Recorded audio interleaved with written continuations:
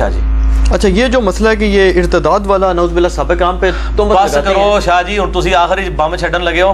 ہاں یہ ایک بات کی جاتی ہے نا جی کہ آپ جی بخاری مسلم میں حدیث ہے نا اصحابی والی، اصحابی بھی ہے کہ کچھ ایسے لوگ ہیں جو آپ وسلم کی زندگی میں مومن تھے، آپ کی وفات کے بعد کافر ہو گئے، انہی کو صحابی کہا جا رہا ہے. یہ امتی والی روایت لے کے آتے ہیں. وہ کون ہے؟ میں نے مسئلہ 96 میں بتایا کہ منکرین زکوٰۃ، مسلمہ کذاب کے ساتھ ملنے والے، حضرت ابوبکر صدیق کے دور میں جو ارتداد کا شکار ہوئے. بخاری مسلم میں آتا ہے ارتداد تو وہی ہوتا ہے جو آپ کی زندگی میں مسلمان تھا، ابوبکر کی زندگی میں وہ کافر ہو گیا.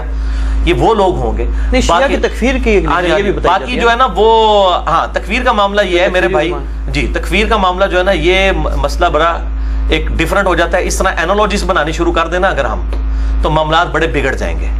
مثال کے طور پر صحیح مسلم میں حدیث ہے علی سے صرف محبت رکھے گا مومن، علی سے بغض رکھے گا صرف منافق. اب اس حدیث کے تحت جن جن لوگوں نے حضرت علی کو تکلیفیں دی ہیں ان کے اوپر ہم منافقت کا فتویٰ کیا لگانا شروع کر دیں گے؟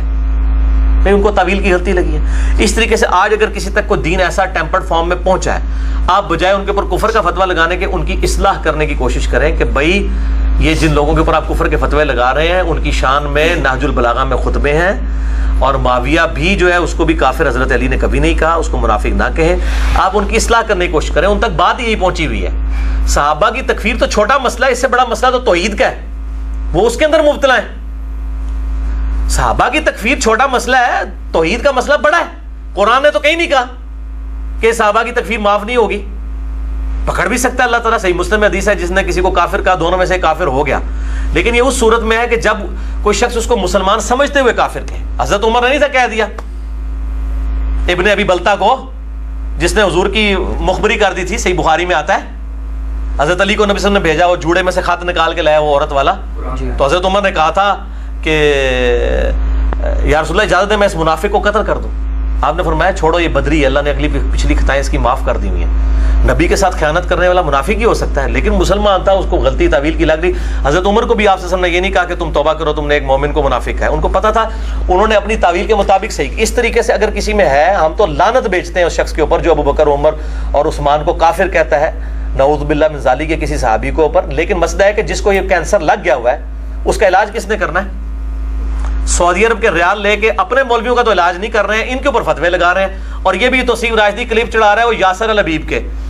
یاسر الحبیب وہ رافضی ہے جس کو ایران والے کافر کہتے ہیں، پاکستان کے شیعہ کافر کہتے ہیں. رافضی وہ تو امام خمینی کو کافر کہتا ہے یاسر الحبیب، اور اس کے کلپ عربی والے چڑھا کے جواب دے رہا ہے سنی عوام دیکھو شیعہ کیا کر رہے ہیں. اور شیعہ تو اس کو خود خبیث کہتے ہیں. یہ تو اسی طریقے سے ہے کہ میں قادیانیوں کے کلپ چڑھاؤں اور میں کہوں کہ جی دیکھو سنی شیعہ عوام یہ قادیانی کیا کر رہے ہیں، یہ تم اہل سنت میں سے ہی نکلے ہوئے ہیں. قادیانی کس میں سے نکلے ہیں؟ غلام احمد قادیانی کون تھا؟ دیوبندیوں اور اہل حدیثوں کا شاگرد تھا، سنی تھا نا، شیعہ میں سے تو نہیں نکلا تھا جی، سنیوں میں سے نکلا ہے نا. تو کیا جب سنی اس سے اعلان برات کر چکے ہیں قادیانیوں کا وبال اس پہ ڈالا جا سکتا ہے؟ یاسر الحبیب خبیث جو وہ بیٹھا ہوا ہے عرب ملکوں کے اندر اور وہ تقریریں کر کے تو سیدہ عائشہ کے بارے میں بکواس کرتا ہے اور قنوت نازلہ پڑھ رہا ہوتا ہے ابو بکر کے اوپر، عمر کے اوپر. ان کی یہ باتیں بتاتے ہیں. ان کو یہ پوچھو اللہ کے بندو، ان کے اوپر جو لعنت کر رہے ہو تم اپنا ٹائم ضائع کر رہے ہو. تو یہ بھی ساتھ پھر بتاؤ منافق نہ. میں نے پوری بات بتائی ہے. میں کہتا ہوں اس پہ بھی لعنت ہے، اور اس کے خلاف لیکچر چڑھانے والے جو ہیں وہ خود لعنت کے مستحق ہو رہے ہیں، حق چھپا کے آدھی بات کر رہے ہیں کہ اس کو تو شیعہ جو ہے خود رافضی کہتے ہیں. سعودی عرب میں اپنا ایران میں پابندی ہے اس شخص کو، ایران سے اس کو ملک سے نکالا گیا اسی خبیثت کے بعد. اور خامنائی صاحب نے فتویٰ دیا ہے باقاعدہ اس کے خلاف کہ یہ خبیث کا ہم سے کوئی تعلق نہیں ہے. ٹھیک ہے نا جی. تو جس چیز کو وہ آن ہی نہیں کر رہے آپ ان کے حوالے کمزور پیش کر کے تو وہ مطلب ان کو چڑھائی کرنے کی کوشش کر رہے ہیں. بالکل بےایمانی کر رہا ہے یہ. بھائی ریال آپ نے حلال کرنے، خدا کے لیے سچی بات کرو، ان لوگوں کا رد کرو جن کا رد بنتا ہے. ٹھیک ہے نا جی. یہ کس کو اور پھر آپ نے جواب دینا ہے، وہ عربی میں کلپ ہے نا، تو عربی میں جواب دو، آگے عربی میں جواب دینا پتہ لگے. اردو میں کلپ دکھا کے وہ جواب دے رہا ہے. ٹھیک ہے نا جی. تو اس طریقے سے یہ معاملات کر رہے ہیں تو ان کو مطلب شرم و حیا کرنی چاہیے.